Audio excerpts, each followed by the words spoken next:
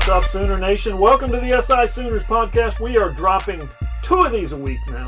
And today, guys, y'all, are you sitting down? We got a depth chart. This is going to be fun. We're going to hit that hard this whole episode. We're going to get into today's Zoom call with Alex Grinch and defensive players. Yesterday's Zoom call with Lincoln Riley and offensive players. A little bit of recruiting, a little bit. And the Big 12 has just been rocked so far, Parker. Yeah, that's right, John. Obviously, Oklahoma State and Baylor getting their openers postponed. So we're holding on hope to the hope that the Sooners will still hit the field with Missouri State on Saturday. Of course, Lincoln Riley said he'd be surprised if that game gets moved at this point in time. So the odds look good one way or another. Just excited to see some football here at the Palace on the Prairie in Norman. Me too. I'm John Hoover. I'm in Tulsa. That's Parker Thune. He is in Norman. Thanks for listening to the SI Sooners podcast, and thanks for watching the SI Sooners podcast over on YouTube. Before we get started, I want to say this. We've got some advertisers already lined up. So if you're thinking you might want to get in on the action and advertise with us, you better hurry fast. You better drop us an email because our slots are pretty limited, as you know, and we're starting to fill them up. So send me an email at allsoonersi@gmail.com. Okay, Parker, let's get into this depth chart first. Before we do that, OU plays, as of now, Missouri State, like you said, 6 p.m. Saturday night, Owen Field, pay-per-view, $55.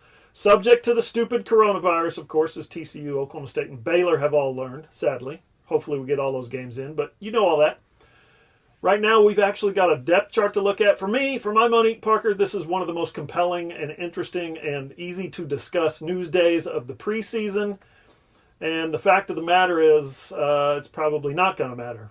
This is Missouri State, and this team is in flux, and we've got the COVID quarantines and all that stuff hanging over us, so it's probably not going to change. It's probably going to change not just after the first drive.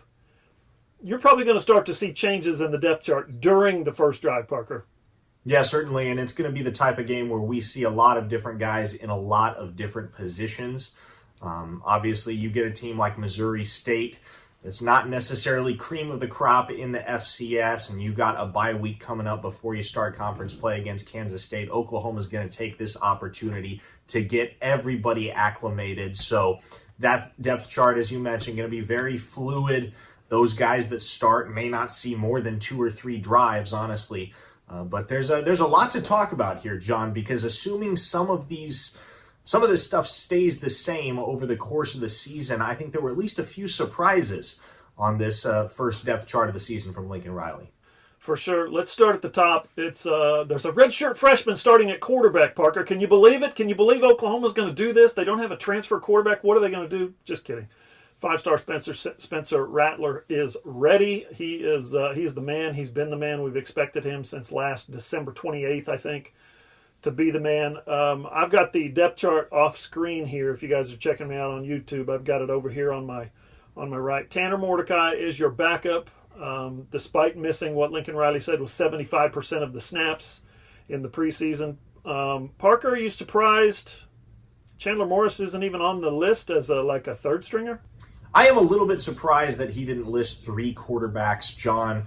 But the reality is, as long as either Rattler or Mordecai are healthy, it's going to be one of those 2 guys that sees all the snaps for the Sooners in 2020. Morris is a bit more of a developmental project. I don't know that he's ready to see the field this year for the Sooners as a true freshman. Now, it's not out of the question that, given the fact that this is essentially a free year of eligibility for everybody playing college football, it's definitely not out of the question that Morris could see some playing time and garbage time down the road. But any meaningful snaps are going to be taken by either Rattler or, God forbid, if an injury or COVID-19 were to befall Rattler, Mordecai is the obvious choice to assume his place.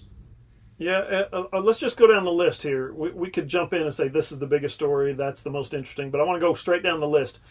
TJ Pledger is the starting running back. I think we expected that with what Lincoln Riley said last week, that Pledger is kind of the most experienced and has been looking real good. But what surprises me about this, Parker, is the or after Marcus Major. So it's TJ Pledger first string, Marcus Major, or Ramondre Stevenson second string. Parker, let's get into Dean Blevin's tweet about the possibility I don't know if you saw this earlier in the day about the NCAA lifting the suspension, and that could be why Ramondre Stevenson is listed as a backup there. They might expect him to play.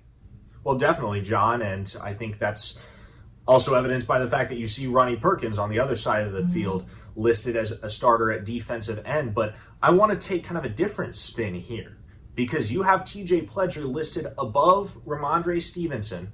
And given the fact that Stevenson and Perkins are on the depth chart, what that means is Oklahoma is at least operating under the assumption that there's a chance Stevenson and Perkins and Trajan Bridges will be able to play on Saturday. But here's what that means.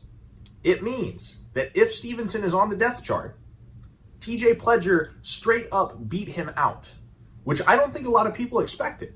I think everybody kind of expected, okay, Pledger is going to helm the backfield until Stevenson gets back from suspension, and then it's Ramondre running the show out of the Sooner backfield. But what this depth chart indicates to me, John, is that TJ Pledger is actually the guy at running back for the Sooners. He's the one that's emerged as the successor in the post-Kennedy Brooks, post-Trey Sermon era. TJ Pledger is going to be the guy in 2020 for Oklahoma, and I think a lot of people were operating under the assumption that as long as he was not suspended, Ramondre Stevenson was going to be the primary back. But it looks like it's going to be TJ Pledger.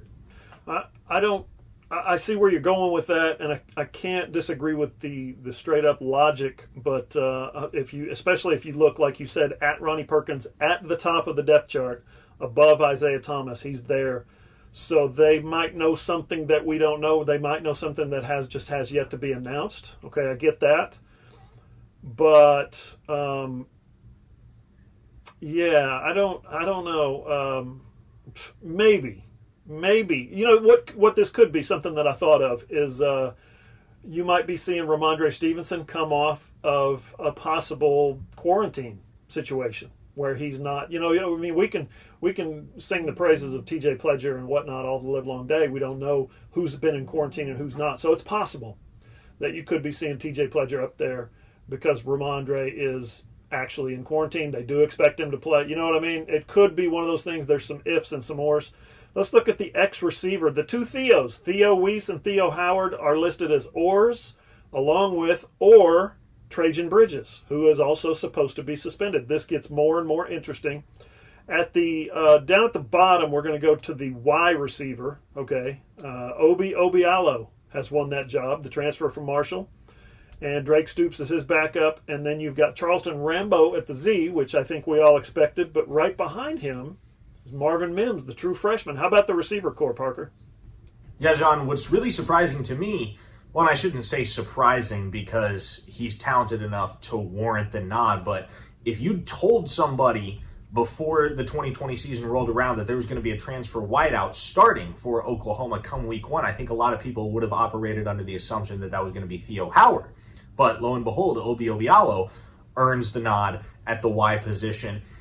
Fifth-year senior, obviously 6'3", 218 pounds, and a guy that brings size to what is a largely undersized wide receiving core for the Sooners. Theo Weiss, the only guy among those listed on the depth chart that stands taller than 6'1". So I think Obialo's size is really what distinguished him in that area from some of his competitors and gave him the edge at the Y. Back up the chart a little bit. We're going to look at the H-backs / tight end. It's a three-way, kind of three starters, and I think we all predicted this. I think we comprehend that all three guys bring three different skill sets a little bit. Jeremiah Hall, who would be considered last year's starter, is at the bottom. Braden Willis, who was last year's kind of co-starter and first guy off the bench, backup, he's in the middle. And at the top, again, they're all listed or. So it's Austin Stogner at the top, or Braden Willis, or Jeremiah Hall. I find that interesting. I'm not surprised by any of that. Parker, the big surprise on this offensive depth chart, we got to hit this. Anton Harrison. I hit up my guy. He's a true freshman. I hit up my guy Mike Brooks today. He is, if you don't know him, he is an OU historian, and he is the quintessential OU historian. He knows it all. He's literally got it all written down. He's got computer files that date back, 100 years. So if you have a question about OU history, the first time since, he's actually part of Mike Houck's daily, game stats crew. He's that good. So he's got instant recall on a lot of stuff. I hit up Mike today and I said, Mike, when's the last time a true freshman started at offensive tackle? He replied back immediately, 2015, Drew Samia. I was like, oh, yeah, totally forgot about that. Drew Samia started at right tackle. Anton Harrison is starting at left tackle. Parker, what'd you think about that? Well, it's really interesting, John, to see Harrison emerge over two guys that earned starts last year in Eric Swenson and Stacey Wilkins to get the gig at left tackle. Now, I think given what we were hearing from the coaching staff leading up to this week, if any true freshman would have started on the offensive line, if any true freshman would have earned the right to be on that starting five come week one, I think a lot of people would have assumed it was going to be Andrew Rain. And then all of a sudden, Anton Harrison, who, let's concede here, the coaching staff had talked him up as well, but it didn't seem like he was getting as much public love from the coaching staff as Andrew Rain was. All of a sudden, the depth chart drops, and you got Anton Harrison right there. Eric Swenson, the guy who started for much of last year at left tackle, now listed as the backup right tackle. And let's be straight here. Anton Harrison is absolutely huge. 6'5", 334 pounds. So he's got the ideal size for a left tackle. I'm interested to see how he responds because obviously it's one thing to start for the Oklahoma Sooners on the offensive line. It's another thing to walk in day one and start your very first collegiate game. So is Anton Harrison up to the challenge? We'll soon see. Andrew Rain, second team at guard behind Marquise Hayes. I was a little surprised based on going back to the first day of spring practice. Lincoln Riley promised changes, and we've heard Bill Beedenbow talk about depth, and everybody's playing, and there's guys all over the field, and guys are moving positions. Both guards, Tyrese Robinson and Marquise Hayes, were able to hold on to their jobs. So Oklahoma brought back 5 starters from last year's team. 4 of those guys kept their jobs. Creed Humphrey at center, obviously, and then Adrian Ely, all Big 12, preseason all Big 12 at right tackle. Parker, I want to get to real quick before we take a break. Spencer Rattler, the story I had on him the earlier in the week, where I talked to Jason White and I talked to Paul Thompson, and those guys both played with OU's previous 5-star quarterbacks. Okay, Brent Rawls, Rhett Bomar. Now, that's kind of ancient history, but the simple fact of the matter is that's the only history Oklahoma has at having 5-star quarterbacks. Both of those guys made a point to say, I'm sure Spencer Rattler, Mr. 5-star, Johnny 5-star, is all that. I'm sure he is, like any 5-star quarterback is. But he's got to work for it. He's got to earn those guys' respect. The players who played, Jason told me the guys who played with Brent Rawls, the guys who played with Rhett Bomar, they didn't care what your high school accolades were. They didn't care if you were 5-star or 3-star. And the confusing thing here, maybe the compelling thing, is that Oklahoma's Heisman Trophy quarterbacks, they've pretty much been all 3-stars except for Kyler Murray, who was a transfer. So it's like, if I remember right, Tanner Mordecai is a 3-star quarterback. Paul Thompson was a 3-star, 4-star athlete, and he beat out Mr. Johnny 5-star Rhett Bomar. Man, you just don't know. I know Spencer Rattler has a live arm, and I'm sure he's Lincoln Riley's choice for a reason. But the fact of the matter is, go back and talk to these guys. You just do not know. Yeah, you're right, John. And you talked about 2 guys in White and Thompson. Obviously, White, a 3-star recruit from right down the road in Tuttle that goes on to win the Heisman Trophy and come very close to winning 2 Heisman Trophies. And then Thompson was a converted wide receiver. And both of those guys were in the same quarterback rooms, as you mentioned, with Brent Rawls, who was a 5-star, spent some time at Oklahoma, transferred back to Louisiana Tech, and never played it down. And then Rhett Bomar, who, of course, was kicked off the team after his lone season in a Sooner uniform. So you absolutely don't know. When Baker Mayfield showed up to campus, nobody was expecting that guy, who was a walk-on, to ever win the Heisman Trophy, let alone become the number 1 pick in the NFL draft and an everyday starter at the professional level down the line. So it's always been a toss-up for Oklahoma at quarterback. That's not to say that Spencer Rattler isn't going to live up to the hype. That's not to say that Tanner Mordecai is this hidden Heisman Trophy talent sitting on the bench. But that's more just to say that, as you mentioned, John, there's a lot that can change, there's a lot that can happen, and we just kind of have to wait to see Rattler on the field before we draw any conclusions as to what kind of quarterback he's going to be. I'll put it this way. If he does live up to the hype, if he does win the starting job and then starts the season and plays the whole season, he would be the first. He would be the first 5-star Oklahoma recruit to do that. Up next on the SI Sooners podcast, the defense. Hey, are you a business owner looking to get your product out there to the masses? Let's say you run a hotel in Norman or a car dealership in Oklahoma City or a restaurant in Edmond, or maybe you're a small online business who creates and sells OU merchandise and you just want Sooner Nation to come sample your wares. Well, then consider advertising in this space right here on the SI Sooners podcast. SI Sooners reaches thousands of readers, viewers, and listeners literally every day, and the SI Sooners podcast is the ideal place to find your next customer. To advertise, send an email to allsoonersi@gmail.com or DM us on Twitter at all_Sooners.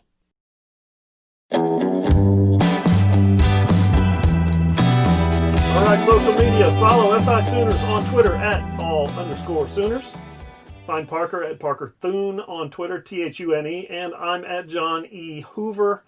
Parker's also on Instagram, Parker Thune, and I'm on Facebook at John E. Hoover Media. You can also find Parker on Facebook, but he's not on there much. He's too cool, if you know what I mean. And of course, all my OU videos and more is over at my YouTube channel. If you're watching, I got you. It's John Hoover Media. I really enjoy the video version, Parker, so you know what? Head over to YouTube, search for John Hoover Media, and subscribe. Lots of OU football content going up there. Especially now, literally every day. Parker, I don't know how long we're going to be able to hang on to this little scrap of a bone known as the OU football depth chart that Lincoln Riley threw us today, so we're just going to have to nibble on this thing, devour it. As I said in the first segment, you know it's going to change. And for a game like Missouri State, where it could be 50 or 60 to nothing at halftime, it's going to change a lot. You're going to see guys in and out of the lineup. And that's going to be cool, because that's what this game's all about. Lots of interesting stuff on the offense that first segment, Parker. Now let's dive into the defense. What stands out to you besides Ronnie Perkins, who is supposedly suspended, being at the very top of the depth chart, ahead of Isaiah Thomas, or there at the defensive end spot, Marcus Stripling. Reggie Grimes got some run on the press call today, on the Zoom call, and he is standing back there. I guess if Perkins plays, he would be fourth on the depth chart, a true freshman. What do you think of the defensive depth chart, first of all? Well, obviously, Perion Winfrey lived up to the hype. I mean, here's a guy that comes in as the top junior college recruit in last year's signing class and will be a day one starter at nose guard over some more experienced guys. So clearly, all the love that the coaching staff was expressing for Winfrey wasn't just hype, and I'm excited to see what he will do wearing those single digits, number 8 for the Sooners along the defensive line. I was also a little taken aback to see that the way that the linebackers shook out. I was kind of under the impression that given what we saw last year from Deshaun White, he was a more natural fit for that weak side linebacker position, and that Brian Asamoah would inherit the middle linebacker duty with Caleb Kelly out and obviously Kenneth Murray off to the NFL. But Deshaun White slides over to the middle, Asamoah now at the weak side position, which makes sense to a certain extent. White's seen the field a little bit more than Asamoah and seems a little bit more prepared for that much leadership, the leadership that comes with being the middle linebacker for the Oklahoma Sooners. But as far as the front seven, nothing really out of the ordinary there in my mind. I'm excited to see what Nick Benito can do at the rush linebacker position. I think a lot of people took for granted what he was able to do last year and didn't really get as much love as some of his peers, some of the guys that he shared the defensive line with, like Jalen Redmond, who's obviously out of the picture now. But I think Nick Benito is going to get a lot more attention and a lot more press for what he's able to accomplish at the rush linebacker position this year. People are going to be putting some respect on his name, as the old saying goes. I like it. Perion Winfrey, as you said, wins the nose guard position, but the defensive tackle position. By the way, he beats out Corey Robertson and Jordan Kelly, who have been getting a lot of run this preseason from their coaches and other players. The defensive tackle position, which is more of a defensive end / defensive tackle, kind of a combo position that Alex Grinch likes to favor. LaRon Stokes, I think we saw that coming, especially with Jalen Redmond being gone, opting out. Josh Ellison is remember, behind Perion Winfrey, the number 2 defensive tackle, junior college ranks, in the country. Well, he is the backup to LaRon Stokes at the defensive tackle position. So thought that was interesting as well. David Agwebu is the backup at Mike, which is, consider that, 6'4", 251 pounds. David Agwebu is the backup middle linebacker. He's bigger than Kenneth Murray, like by a lot. And he is they're going to ask him to do some of the same things that Kenneth Murray did last year, especially if Deshaun White needs a breather or something happens to him. Robert Barnes is the third guy. Remember the converted safety from the Orange Bowl a few years back? Well, he's the third string middle linebacker. And I think this is going to be fluid. I think, you're going to see movement, guys, up and down the depth chart throughout the season, or at least the early stages of the season. You nailed it. Brian Asamoah has just had a fantastic preseason, apparently. I say apparently because we don't know. We don't get to go to practice. We don't get to watch practice. They don't really talk much about practice, but they talk about guys who stand out, and Brian Asamoah has been spoken of very highly this preseason.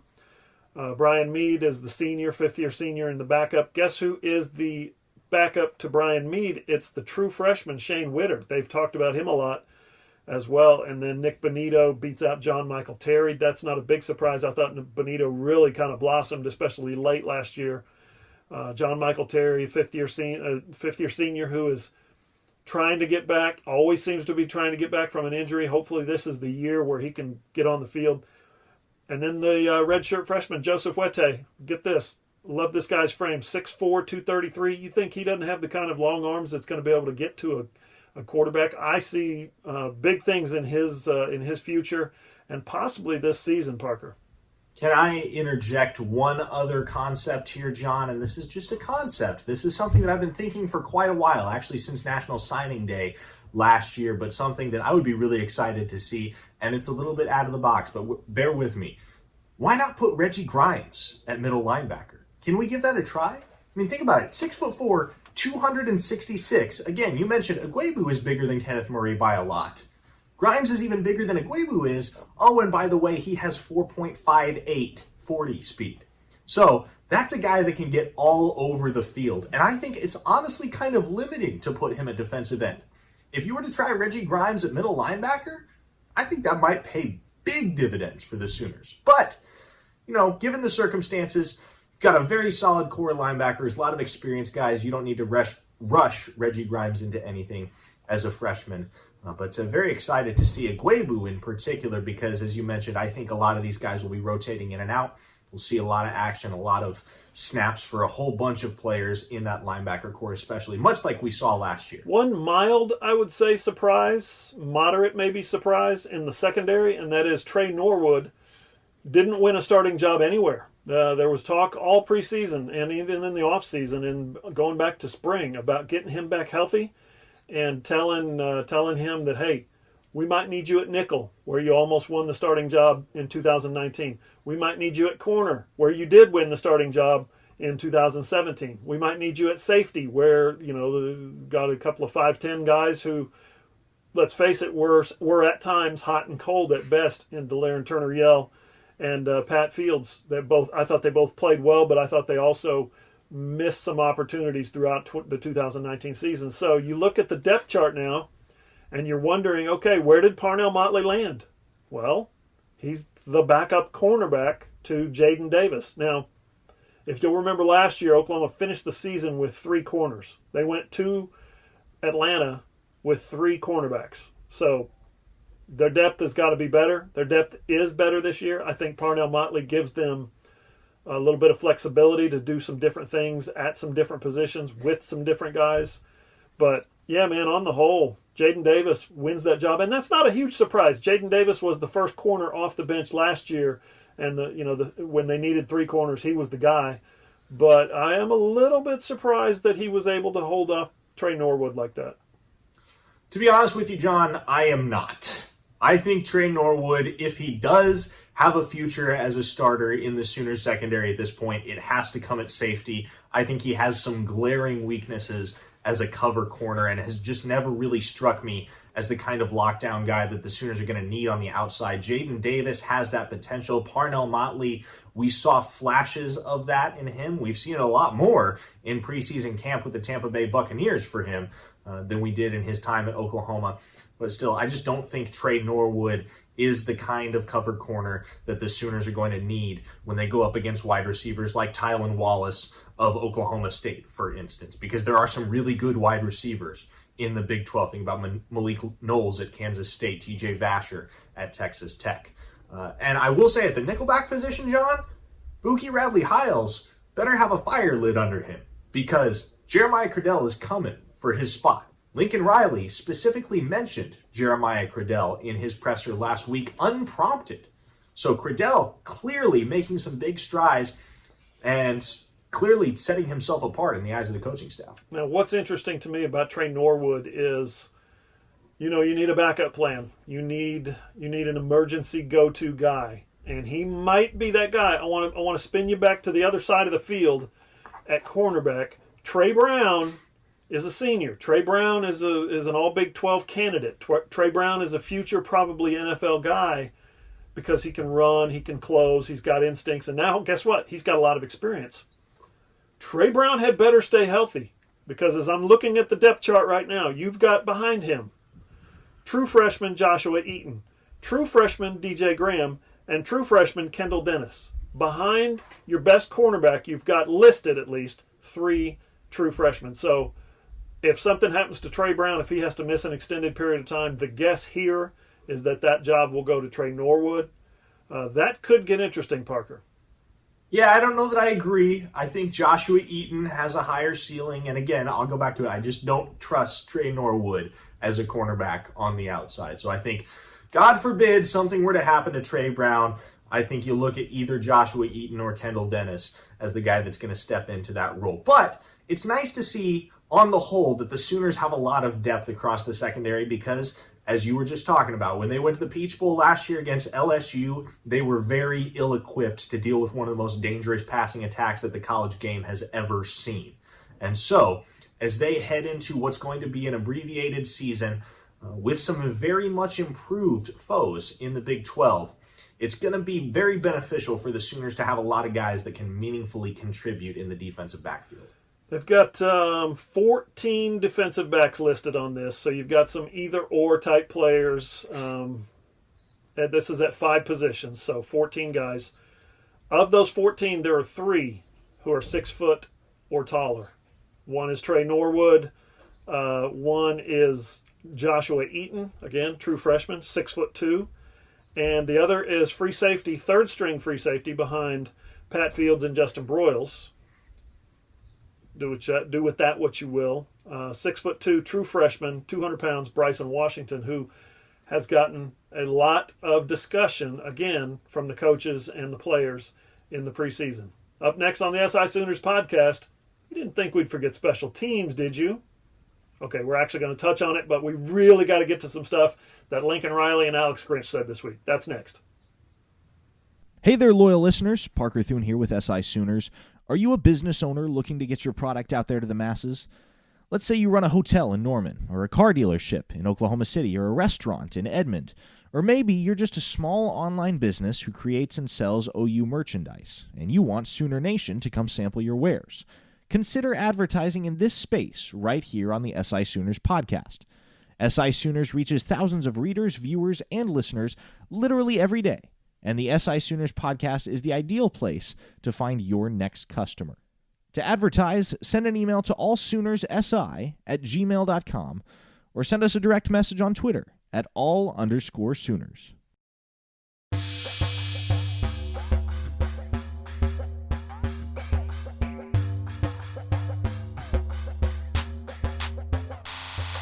Final segment of the SI Sooners podcast. Okay, Parker, let's finish our depth chart with special teams. Ready? Go. Gabe Burkich, kicker. Reeves Munchausen, punter. Good enough. On to the next thing. Just kidding. Casey Kelleher is back on deep snaps. Not a big surprise there. He's really good. I will give it up to you. You correctly predicted like 2 months ago when we were doing position previews that Spencer Jones would win the job as the holder on place kicks. What was your insight on Spencer Jones, Parker? Yeah, suffice it to say, I had a little insider info, but no, that aside, let's talk about the returners, John. I don't know if you want to list those off, but that's where it kind of gets interesting, and that's where I'm excited to touch on some of these guys. Absolutely. Trey Brown is back for basically his third season on kickoff returns. He's had some good ones, and he's had some others where you're just like, Trey Brown, what are you doing?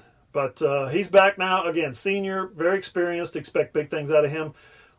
think I'm most interested in terms of special teams for sure in the true freshman, Marvin Mims, who is listed number 1 at punt returner ahead of Charleston Rambo, who's a junior. Now listen, returning punts is a very hard thing to do. It's a hard skill to master. I actually think it's not really something you can learn much about, like a coach stands there and tells you, now run this way, now run that way. That doesn't happen. It's instinctive. You can either track those high punts or you can't. Either your brain and your eyes are wired to catch them or they're not. It comes from doing it over and over and over, repetition, repetition, repetition. When I coached my son in junior high football, for instance, he played receiver. I played receiver in high school and came up as a receiver, so I wasn't very good, but I was always catching the football. He played receiver, and so when I got to coach him, I used to tell him, you got to catch the ball first with your eyes. In other words, you have to see it, okay? Then you got to catch it, believe it or not, with your feet. Catch it with your feet. What are you, stupid? Yeah, listen. Once your eyes see the football, identify it, see the arc, the trajectory, the speed, the spin, then your brain sends a signal to your feet to get your butt over there to where the ball's going to be. And then last, you catch it with your hands. Your hands have to be prepared. Sometimes it's up here, if you're on video. Sometimes it's down here. Sometimes it's out here. You got to bring the football in no matter if it's high, low, wobbly, spiral, perfect, windy, doesn't matter. So, you young kids out there, you young coaches trying to teach your young receivers, remember that. Eyes, feet, hands. Eyes, feet, hands in that order. All that is to say, listen, if Lincoln Riley and Shane Beamer and Cale Gundy or whoever else is coaching the punt return team thinks that Marvin Mims is a freshman, is the best punt returner as a true freshman, then I think that says something about, obviously, how he catches the football. Eyes, feet, hands, obviously. But for a true freshman to be in a high-pressure spot like that, I mean, Parker, a fumbled punt is like literally the worst thing that can happen to a team other than a pick six or a scoop and score. I think that says that Marvin Mims has a lot of nerve, a lot of guts, a lot of courage to stand back there and catch those punts as a true freshman. If coaches are putting him there, it says he's got some quality, some kind of intrinsic, intangible quality that a lot of guys in that position just do not have, Parker. Well, definitely. And Marvin Mims, on the whole, not just as a punt returner, but as a receiver, is a guy that I'm really excited to see at the University of Oklahoma, and I'm pumped to see if he can carve out more of a significant role as a true freshman. He's listed as number 2 on the depth chart behind Charleston Rambo at that Z position, so he's clearly going to get some snaps in the offense as soon as this Saturday. Now, you mentioned that the punt return game as a whole is an art. You really have to master it. You really have to know what you're doing. And you think about it, CeeDee Lamb returned punts for 3 years at Oklahoma and never had a punt return touchdown. Breaking off a solid punt return is really, really hard to do, especially in this day and age when so much of what composes the special teams game as a whole has been curtailed by various rules and regulations designed to improve player safety. So, punt return is as chaotic a play as there is in a football game. And so the coaching staff's confidence in Marvin Mims to inherit that responsibility and take it on as a true freshman, as you mentioned, really says something about the confidence that they have in him as a whole and as a player, not just as a punt returner, but as a receiver, as an offensive weapon, as a contributor for Oklahoma. So we know that the guy has potential. He smashed a lot of Texas State records as a wide receiver in high school. Texas State records aren't easy to break. Okay, Texas is the most fertile recruiting ground in the nation for high school football. The prep scene in Texas is absolutely nuts, John. They take high school football so seriously down there. And the fact that Marvin Mims was able to do all of the things that he did as a prepster coming up in Texas really speaks to his potential at the collegiate level immediately. And I'm excited to see what he does on the field because the measurables aren't outstanding, right? He's 6'1". The 40-yard dash time is 4.68, which is slow for a wide receiver. But as CeeDee Lamb emphasized in a pre-draft interview back in the spring, John, it's not about 40-yard dash time. It's about how that speed translates onto the field. It's about how well you can run with the ball when you've got pads on in the open field with 11 guys all flying at you. And so I'm interested to see what that looks like. And Marvin Mims is one of the guys that I'm going to have my eye on this Saturday when Oklahoma takes on Missouri State to see how he responds in his first collegiate game and what kind of skill set, what kind of contributor he can be and what he can bring to the table for Oklahoma on both offense and special teams. So that's your SI Sooners podcast look at the Oklahoma depth chart, week 1, Missouri State. Again, it's going to change, but we had fun talking about it. We hope you had fun listening. Okay, Parker, we had some really good media access this week. 3 offensive players, 3 defensive players, Lincoln Riley, Alex Grinch, plus we heard on Monday from Bobby Petrino and a couple of Missouri State players, including Jaden Johnson, the quarterback. So definitely appreciate that. Content for days. SI Sooners, allsooners.com. Parker, what were your takeaways from Lincoln Riley yesterday? Well, I think the most curious thing in my eyes and a lot of people's eyes was what Lincoln Riley said about COVID-19 tests going forward, and he took a lot of flack on social media for it after the fact. He mentioned that he and his staff and the Oklahoma athletic program are not going to be releasing COVID-19 data to the public as long as the season is played. And obviously we don't know what other curveballs COVID-19 could throw at us, but as long as they're playing college football, Lincoln Riley and the Sooners aren't going to release COVID-19 data. And in very characteristic Riley fashion, he said, you never want to put your team at a competitive disadvantage. And anything that Oklahoma can do to gain a leg up on the competition or to keep the playing field level, Lincoln Riley and the Sooners are going to do. So you never want to head into a game week tipping your opponent off to the fact that you're going to be thin at a certain position or that one of your big name players is going to have to miss due to the coronavirus. And so I get that a lot of people value transparency and they think, why wouldn't Lincoln Riley give us the data? It's the right thing to do given everything that's going on around the state and around the country. But I definitely understand Riley's perspective as well, and I think it holds a lot of merit. I think as long as you're reporting the data to the appropriate authorities and everybody who absolutely needs the information is getting it, there's no reason for you to release that data to the public, especially if it's going to put you, as Riley said, at a competitive disadvantage going into a game. Yeah, which makes me wonder about this depth chart. He's not a guy that releases information that could come back in any way, shape, or form to affect the outcome of a game. Not that Missouri State is going to be affected by the outcome of or the release of a depth chart, but you know what I mean. It's a little curious. One day he says we're going to keep everything secret, and then oh yeah, here's our depth chart. So, not that we didn't expect a depth chart release. I asked him a question yesterday about in this era, in this season that has just been jacked up, off season from hell, spring practice canceled, no scrimmage, everybody had got sent home. You know, they trained everybody virtually, Zoom meetings instead of face-to-face. Everybody's like working out on their own. Now they're back and they're wearing masks to practice. They're wearing masks all around campus. I asked him, I said, this has been so weird. Is there any relenting, basically, on the annual pursuit of a championship? Does that hard edge of this is what Oklahoma football is about every year we chase championships, every year we're going to win the Big 12, does that soften at all in 2020? And he said, definitely not softened. He said, those are our expectations. He said, we understand this season is going to provide some different challenges that none of us have ever faced before. He said, in a lot of ways, it already has before the season's even begun. But he said at Oklahoma, the standard remains the same. I think a lot of people got behind that. A lot of people are like, oh, I remember Bob Stoops said that December, whatever it was, 7th, 1998, when he said, I don't care what's happened here. in the past 5 years, 6 years, 10 years, there's no excuses. Lincoln basically offered that. I don't care what's happened here in the past 6, 7 months. This is Oklahoma. There's no excuses. I thought that was impressive. Alex Grinch came in and sat down today, Parker, for a few minutes. I got to say, I appreciate the hustle. Seriously.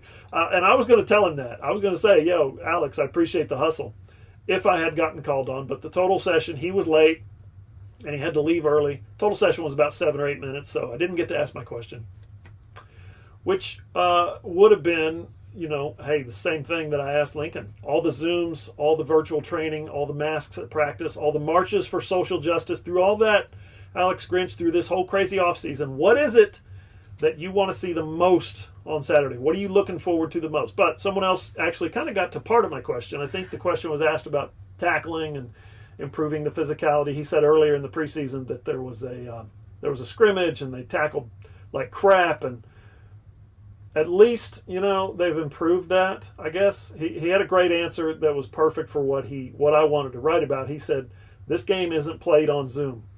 I think that's telling. You saw the other night, Parker, Monday, I think, where Navy just got absolutely obliterated by BYU, and then Navy coach Kalani Sitake said they spent the whole preseason not tackling, chasing, dummies and rolling donuts, and not those donuts, not my kind of donuts, the tackling donuts. That every defensive coach in the country, when they heard him say that, they put down the dummies, they put down the practice pads, and they called all their guys over to their backyard and said, we are tackling, get your butt down, 3-point stance, Oklahoma drill, let's go. That happened at some point. He talked about that today. He said we've tackled a couple of times since the last scrimmage, and it's certainly looking better. We're more physical. I think that's where Alex Grinch was coming from. Anyway, Parker, what was your takeaways from Alex Grinch? Yeah, takeaways. And you figure at some point Alex Grinch is going to get off his soapbox and quit emphasizing takeaways and just embrace a little bit more of that coach speak mentality that we see so often from defensive coordinators. But no, Alex Grinch continues to preach takeaways. And it makes sense, John, because we saw it a little bit at the beginning of last season, but there was a month of the season where Oklahoma didn't record a single takeaway. And so clearly, Alex Grinch doesn't have the Sooners defense where he wants them in terms of their ability to turn the field over. And obviously there's a sour taste in everybody's mouth after that shoddy effort in the Peach Bowl against LSU. And I get that they were going up against an absolute juggernaut, but it was a huge disappointment for Alex Grinch and for the Sooners defense as a whole, and definitely not indicative of the kind of unit that I think they were last year, and definitely not indicative of the unit that they want to be. So, as Alex Grinch steps into year 2 as Oklahoma's defensive coordinator, I think you're going to see a reinvigorated emphasis on aggressiveness on defense. They're not going to be looking to knock passes down. They're going to be looking to intercept them. They're not going to be looking to form tackle. They're going to be looking to knock the ball loose. And so to me, that's what I'm excited to see, is how aggressive the Sooners defense plays, because Mike Stoops, in his tenure as Oklahoma's defensive coordinator, we saw a lot of reactive defense, right? A lot of tentativeness, a lot of letting the game come to them. And Alex Grinch is exactly the opposite. He wants his defense to be proactive, wants them getting after it, wants them generating turnovers at every possible juncture. And so I'm really pumped to see how that manifests itself on the field come 2020, come the season that begins this Saturday for the Sooners, and what that's going to look like, how Alex Grinch's defense is going to be different year 2 from what it was in year 1. Parker, some really good stuff this week from Caleb Williams, I thought. First of all, if you missed any of the interviews that I did with the guys who attended the Sooner Summit, there are 10 of them over on my YouTube channel. You're going to need to check that out. It's really fun to get to listen to those guys talk and express themselves. I thought that was a really cool session. And again, thumbs up. You're the man, Carl Williams, for setting that up.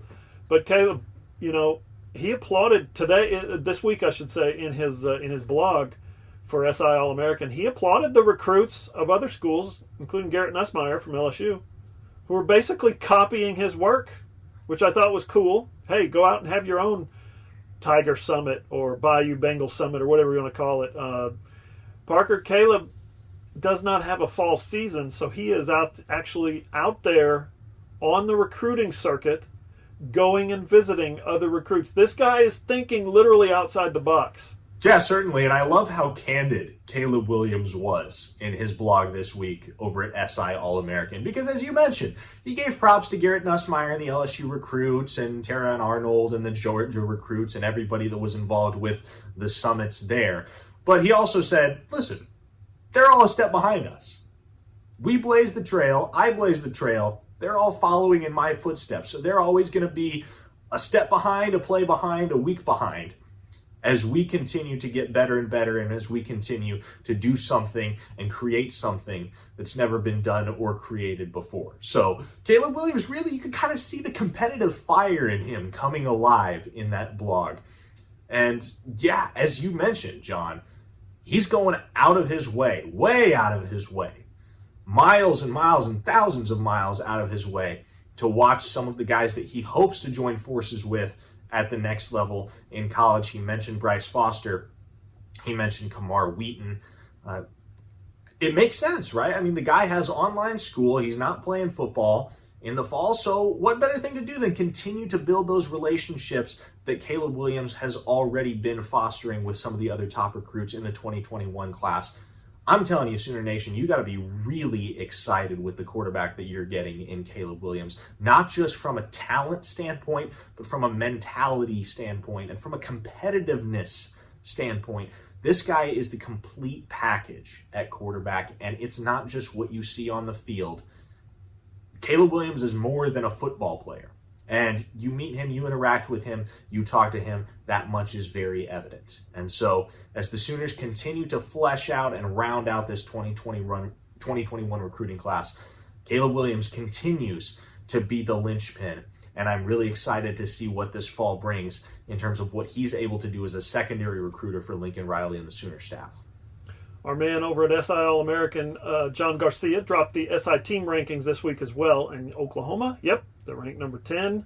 Remember them when they were like 51 or something like that in the 40s, and everybody was literally looking for the nearest ledge to jump off of? Well, they're up to number 10, according to SI All-American, and they're going to go even higher.